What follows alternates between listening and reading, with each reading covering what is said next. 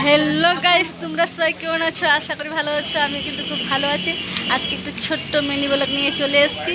কিন্তু জানো, এত বৃষ্টি হচ্ছিল না।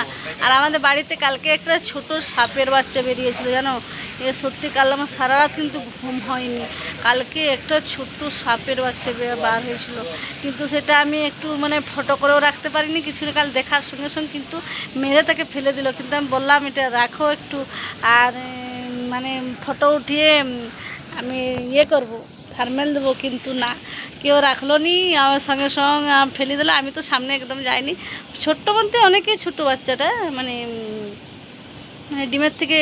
কিন্তু ঘরে কি করে চলে এলো আমি কোনো বুঝতেই পারলাম না। সত্যি কাল সারা রাত আমার ঘুম হয়নি বন্ধুরা, জানো কি অবস্থা। তো সত্যি সাপের বাচ্চা কোথা থেকে এলো?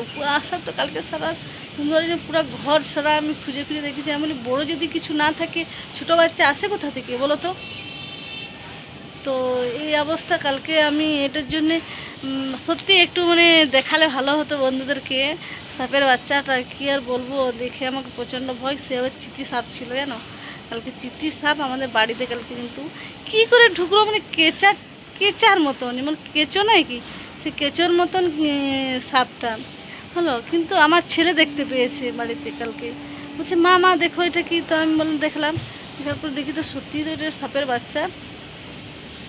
তো সাপের বাচ্চা ওর বাবা, আমি এত ভালো দেখতে পাইনি। তো ওর বাবা এখানে মেরে সঙ্গে সঙ্গে নিয়ে চলে গেল। আর আমি পুরো করতে পারলাম না, ফটো উঠাতে পারলাম না, কিছু না।